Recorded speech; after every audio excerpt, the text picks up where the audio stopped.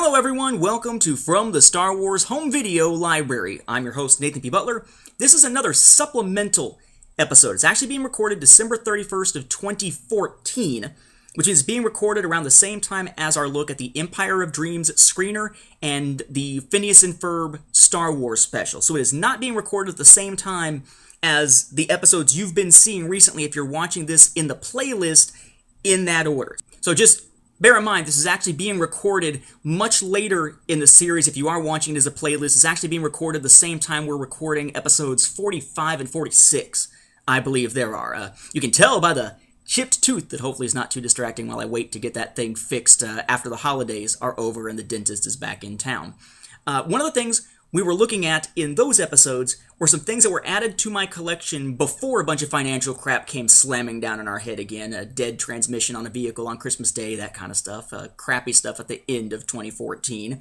But it's stuff that I happened to get my hands on right around the time that was about to start happening that I hadn't had a chance to show you guys yet as part of this series. And I think it makes more sense to put this episode right here, after episode 4 of the series, than to do it later in the series. Because think of this as sort of a supplement. We're going to call this episode 4.1. In episode 3, we took a look at the different versions of A New Hope early on VHS, before there was actually a trilogy that you could buy. Well before there's a box set, but before there even were the 3 individual films released on VHS that you could buy. Now, in that case, I had to leave out one of the VHS releases because I didn't have it yet. It was very rare, very hard to find. Managed to find it and did an episode 3.1 that took a look at that. Episode 4 of this series then took a look at the 3, sort of like the first trilogy set of 3 VHS tapes. That being the first time you could ever actually own all 3 of them on VHS, but not as part of a boxed set yet because that would come later in the series here.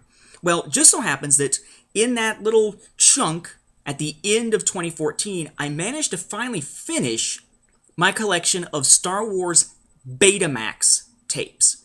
And I wanted to take a moment to give you a quick comparison between the different VHS tapes that we saw back in episode 3 of the series, at which point we only had a chance to look at one beta tape, the only one I had, the video rental library one from 1982.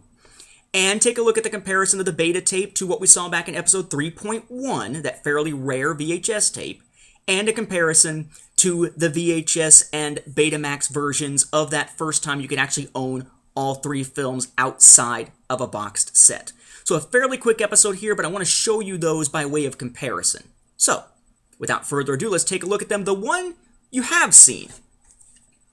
This, of course, was the Star Wars Video Rental Library VHS, the first time you could rent it on VHS back in 1982, though a lot of places actually sold these even though they weren't supposed to. A lot of them calling them lifetime rentals. Pay us once a bunch of money, take it home, keep it. Technically, it's a rental.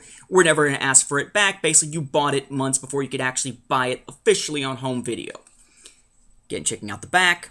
This is the one that has that serial number here that matches on the tape and on the case itself down here at the bottom. It says Video Rental Library very clearly here.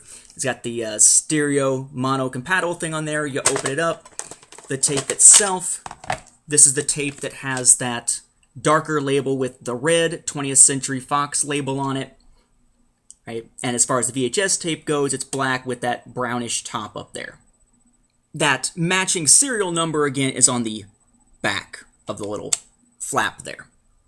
By comparison, in 1982, and we saw this back in episode 3 of this series, you could pick up, technically, I guess, the 20th Century Fox Home Video Rental Library version of the film on Betamax. You can tell, right, the size difference there because of the size difference of just Betamax tapes in general.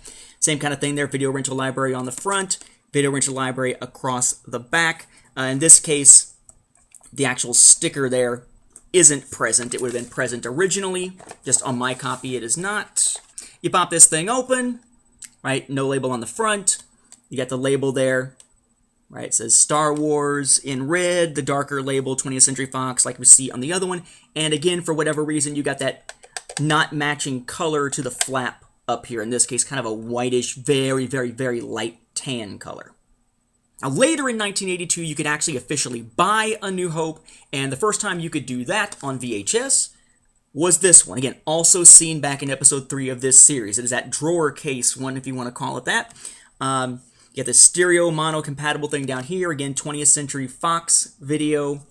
The back, very similar to the other one. Again, you've got that serial number type thing up here, up at the top.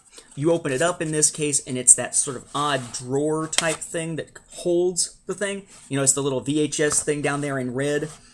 It's a hole on here, but then you slide it in, and the VHS part in red sticks out because of the hole that's there, over there on that side. The actual tape inside your cardboard case here, very similar to the other, right? Similar label,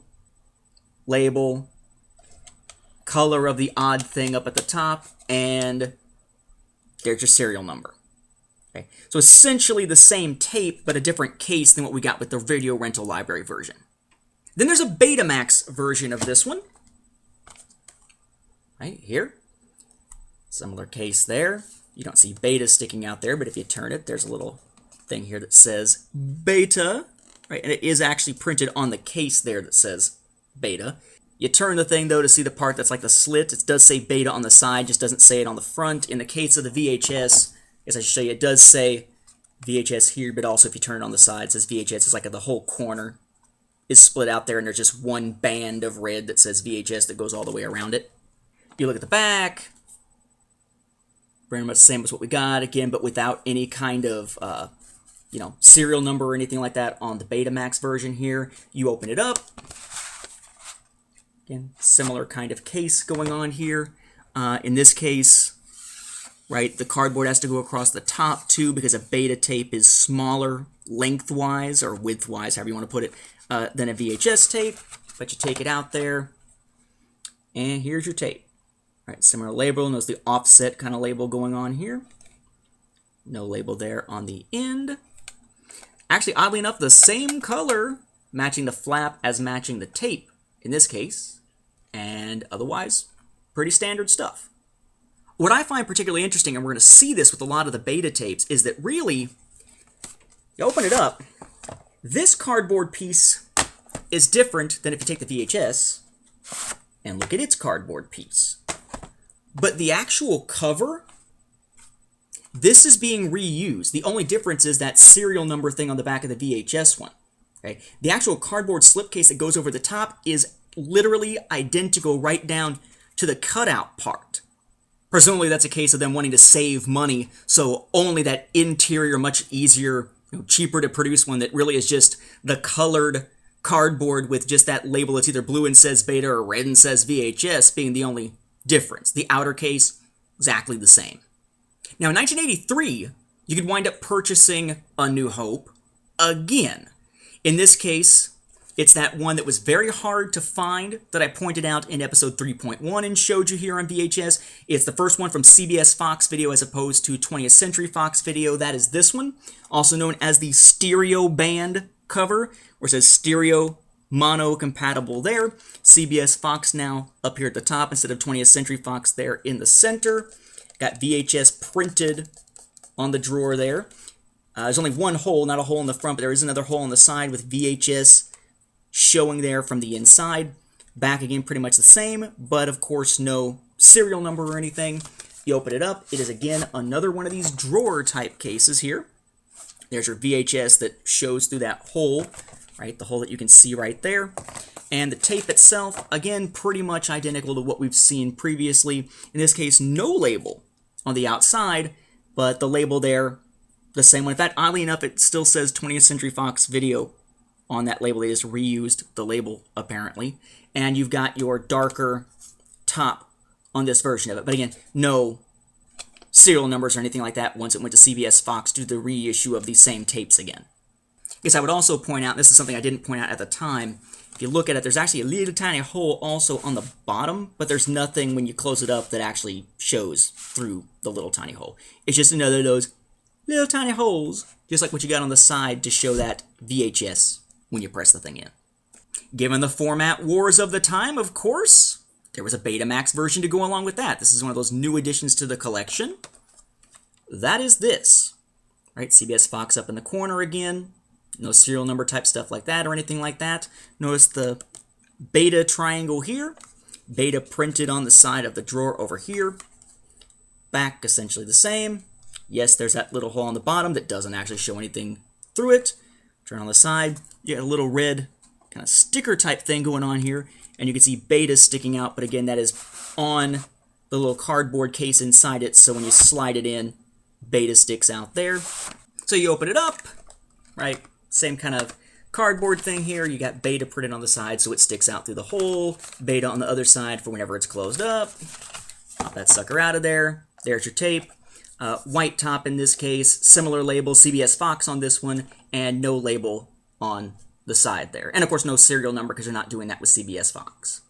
A couple things I find interesting to note here about this release. Bear in mind, this one looks like that first one, right? You got the label in the center, you got those half circle type things on either side. It looks very much like a VHS tape looks, whereas most of the betas will actually look like that, right? With the label on one side and just the one full circle that we're seeing to show us the tape that's inside.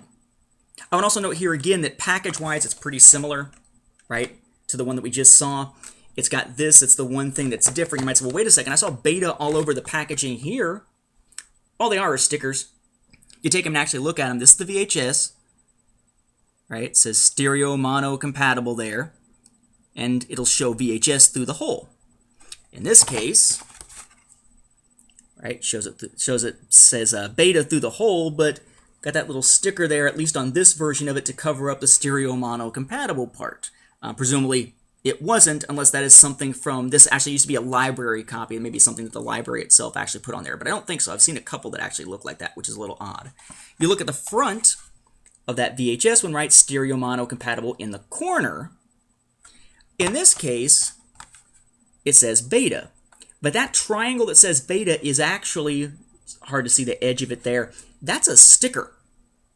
That's not actually part of the case. If I were to peel that off, it would show this underneath it. Again, they went with the exact same cardboard outside, the slip cover, and the only thing that was really different was the size of the cardboard and the shape of the cardboard on the inside, and whether the thing on the inside had beta or VHS printed on it. But at least this time they went through the effort of putting a sticker on there to show you beta on the cover, which is not something you would have seen from the front on the 1982 version.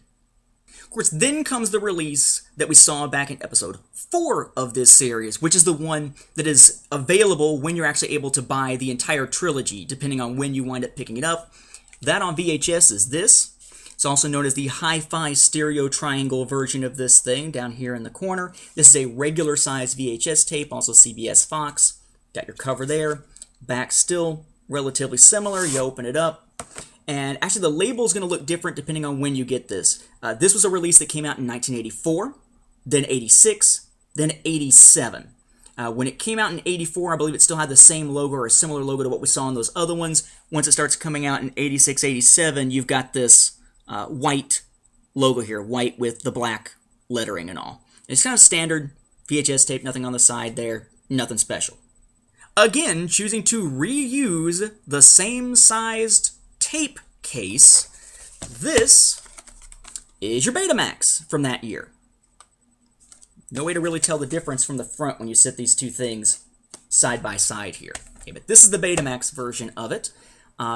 Similar case size here, similar back, a similar top and everything else too, right, with Star Wars there. The difference, again, they take the other case, and where it says VHS down at the bottom on both sides, it says beta, but again, beta is a sticker, not something actually printed on the case. The case itself is essentially the same. You open it up. The one place where it's a little bit different, it's hard to see here. Okay, since it looks a little bit different there than, say, the inside of a VHS case. VHS case is just kind of empty there to slip it in here. You can actually take this out carefully. What's happening is you've got a standard VHS case, but then you got this little thing here made out of cardboard that if you slip it inside, it now provides enough packing and extra space up at the top that you can stick a Betamax tape in it that's much shorter and have it still stay snug in the case there. As for the tape itself, right, Betamax, of course, You got your label there with Star Wars. This actually, I've seen it with Star Wars like this or flipped upside down, just depending on which way you want to hold it. However they put the sticker on doesn't seem to be a variant, just a difference in the production process and whatnot here. There again, similar logo to what we see on the VHS, similar style of tape to what we saw a couple of releases ago. That was something you would have seen in 84, 86, 87. And amusingly, of course, if you look at mine, right, it's not rewound. Someone didn't be kind and choose to rewind. And since I have no Betamax player, it will probably remain unrewound forever. Also in 84, 86, 87, you had that Empire Strikes Back release. First time it was on home video was 84. Winds up being re-released in 87 and 86, obviously in the reverse order there, right? So Empire Strikes Back on the front, got the little hi-fi thing down there on the corner. Similar back, side, very similar to A New Hope there with the little VHS thing down at the bottom. Slip it open. This one just happens to still have that little thing we looked at before, a little insert there. But then there's your tape. In this case, the white and black version of it, Empire Strikes Back. Nothing on the side. Standard VHS tape. For the Empire Strikes Back on Beta, very similar. I am assuming that my version in this case is just missing that little cardboard thing that can be shoved in there. In this case, for me, it's essentially just folded open and the tape slides out without any real padding up there in the top of it or anything like that. But say, here's your case. Again, same thing. Identical to the VHS tape case except a sticker that says Beta placed over the part where the box itself says VHS. There's your tape. Similar. Bear in mind, these tapes are a little bit more gray than black. It's kind of hard to see here on the video, but they are a little more gray than black. There's your similar label and similar tape style there. And then finally, from 86 and 87, you have the CBS Fox version of Return of the Jedi. This is the VHS. Hi-Fi thing. It just moved from the corner up to that corner on each version of this. That's a Return of the Jedi. Side, nothing saying VHS on that side. The other side actually does down there at the bottom. Hi-Fi stereo with VHS down there at the bottom. Back side there. Pull the tape out. And it is, again, you can guess, the black and white logo there. There is no corresponding 1984 version of this. That was too early for a home video release of Return of the Jedi that only came out in theaters in 83. So this is only available in 86 and 87. And again, as for the Beta, packaging, essentially the same. Since it only said VHS on one side, though, right? That side doesn't need one. This side said VHS. Again, another sticker that just says Beta. It's another case, very much like what we got with the A New Hope one that has that little insert thing on the inside to make it fit. That's why I think my Empire one is just missing the little insert thing. And then there's your tape there. Black and white logo.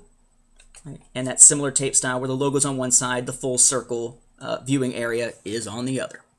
After that, we get to that 1990 first boxed set, and there is not, as far as I can tell, any kind of corresponding Betamax release for that one, because Betamax was pretty much dead and gone, or dying and going. So, interesting to see that each of these, because of the whole format war thing, each of these has a corresponding release between the two formats. Obviously, that's not the case with Blu-ray and high-definition DVD because of how long they waited to put out Star Wars on Blu-ray. The HD DVD format was dead by the time the Blu-rays actually came out in 2011, and there really wasn't a corresponding format war to deal with when it came to DVD.